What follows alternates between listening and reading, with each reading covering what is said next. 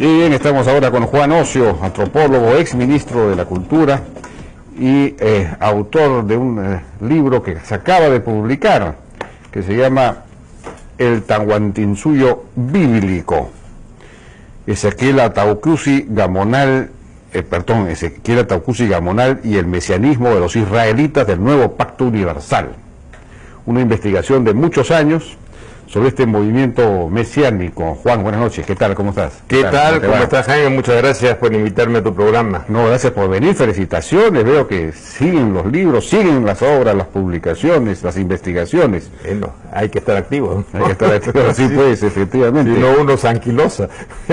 Bueno, brevemente, ¿cuáles son los elementos, digamos, centrales de este movimiento? Esta religión es una religión peruana, pero claro, con elementos bíblicos, pero también tahuantinsuyanos, ¿no? Es una cosa... La cosa extraordinaria es que de los movimientos no católicos, este es un movimiento autóctono, mientras que las otras congregaciones religiosas que tenemos son importadas, los testigos de Jehová, los mormones, etcétera, los evangélicos. Y los evangélicos, y los adventistas, que es la fuente originaria de los israelitas, bueno, todos vinieron de afuera, ¿no? Pero ¿qué pasó? Ezequiel Atauqusi conoció a un adventista, a través del adventista descubrió la Biblia y comenzó a hacer una interpretación particular de la Biblia.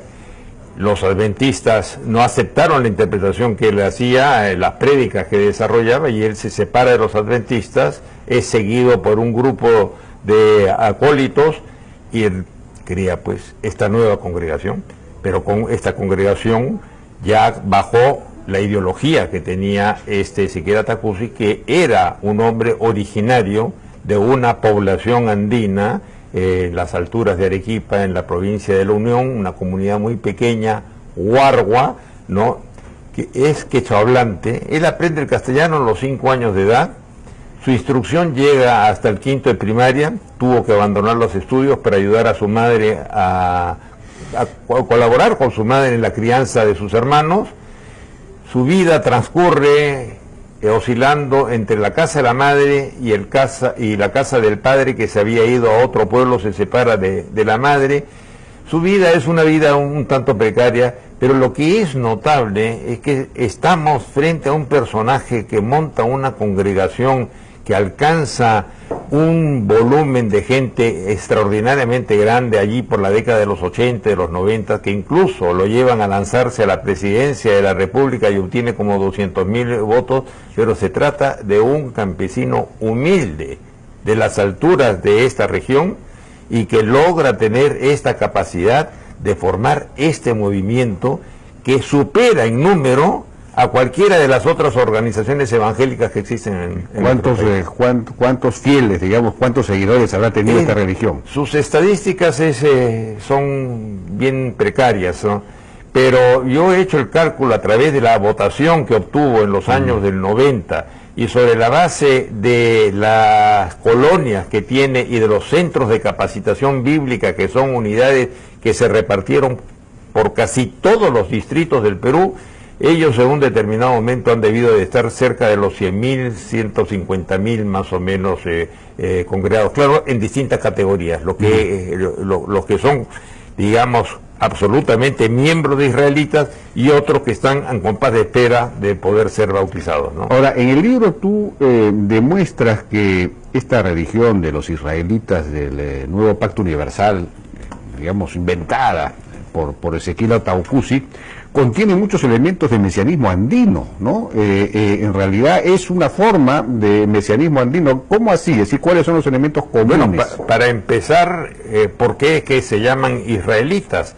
Se llaman israelitas porque ellos van a modelar sus rituales, van a modelar sus actividades religiosas en función del Antiguo Testamento. ¿Por qué escogen el Antiguo Testamento? Porque en el Antiguo Testamento ellos están viendo el reflejo del Tahuantinsuyo, están viendo el reflejo de las actividades económicas que se desarrollaban en el Tahuantinsuyo, que eran principalmente la agricultura y la ganadería, de tal manera que hay un punto de partida. Pero aparte de eso, comienzan a elaborar y organizan el universo en dos hemisferios, ¿no? Se lo presentan como el hemisferio que es el oriental y occidental, y luego nos van a hablar que en el hemisferio oriental ese es el hemisferio donde nació Cristo, pero el nuevo Cristo, el Cristo que va a traer la salvación frente a un fin del mundo que es inminente, un fin de la humanidad que es inminente, es el nuevo Cristo que ha nacido en Occidente. Y en Occidente ha nacido en el Perú, y por haber nacido en el Perú ha convertido al Perú en un país privilegiado. Y para demostrar que el Perú es un país privilegiado, bueno, van a presentar un conjunto de argumentos, primero deteniéndose en la forma del Perú. Perdón, este Cristo de Occidente es Ezequiel Atacusi. Ezequiel Atacusi, claro. Porque ellos sostienen que el Cristo de Oriente estuvo poseído por el Espíritu Santo, pero cuando muere, ese Espíritu Santo se traslada al vientre de la madre de Ezequiel Atacusi y se incorpora en el cuerpo de Ezequiel, y él va a ser la nueva encarnación del Espíritu Santo, y va a ser también la figura del Israel, del nuevo Israel, va a ser la figura del Inca. También para muchos va a ser la figura del Inca, e incluso tengo unas imágenes de alguna de las grabaciones que he hecho, donde hay una veneración que le están haciendo sus seguidores, ¿no? Que están vestidos como a la usanza incaica y le están diciendo Apu Inca Taitai, y lo están venerando como si fuera un Inca. Había unas fotos que tú nos has traído, a ver si las podemos mostrar. Están en el libro, si usted pasa, unas ilustraciones. Bueno, este es un mapa donde trato de mostrar el área donde nació. Ahí está la región de Cotahuasi, ese es en la provincia de La Unión, y allí se encuentra el pueblo de Huargua. Siguiente.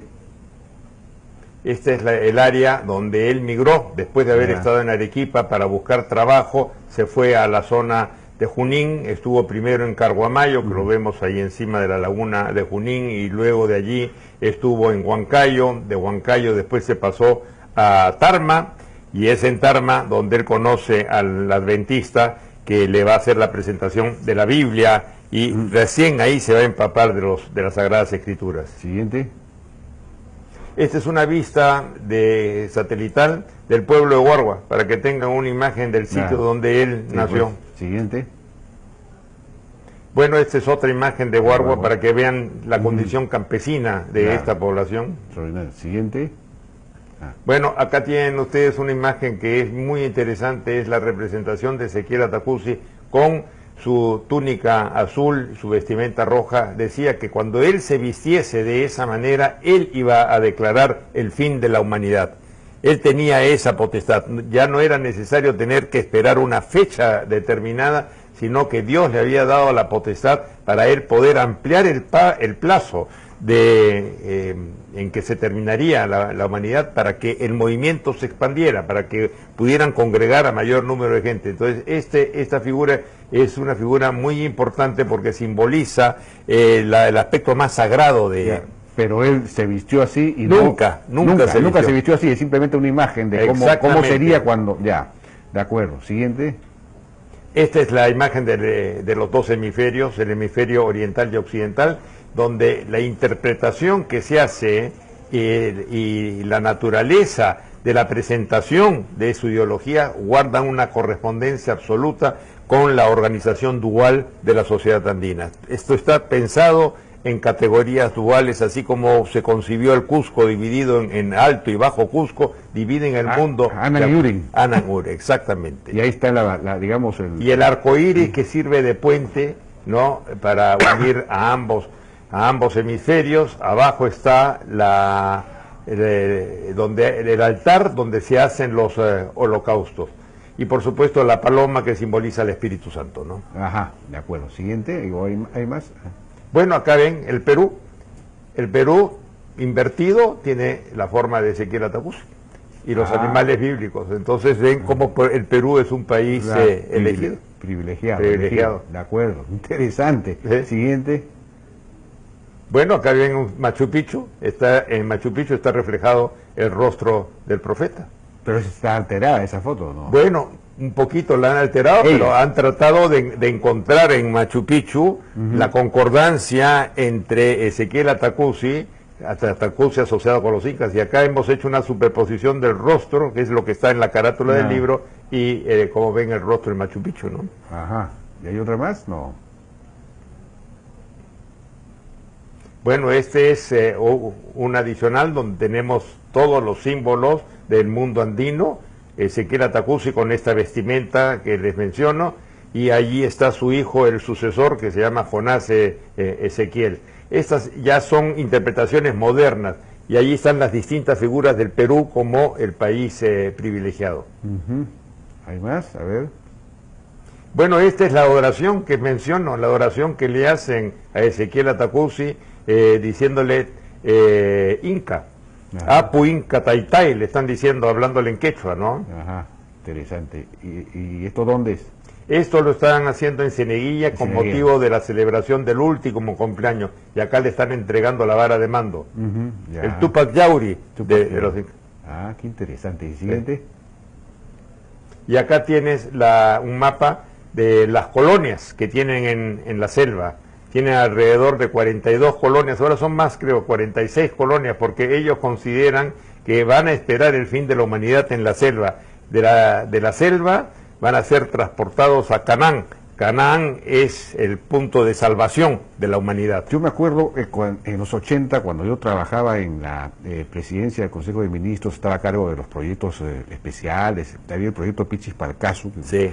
Entonces tuve que hacer una inspección y fui en un pequepeque, no sé si era por el río Pichis o el Palcasu, no me acuerdo cuál de los dos, y de pronto se desata un aguacero tremendo y tuvimos que acoderar en una orilla, en un pequeño, no, ni siquiera era un embarcadero, y bajamos y veo para mi sorpresa que había unas mujeres vestidas como la Virgen María, digamos, y subo a la explanada y estábamos en medio de un aguacero tremendo y me encuentro con una arca de Noé, con una arca enorme, que tendría pues 40 metros por lo menos de eslora, y enorme, y en medio del diluvio, yo estoy alucinando, estoy en un sueño, hay un diluvio y estoy viendo el arca de Noé, voy a trepar de una vez antes de que...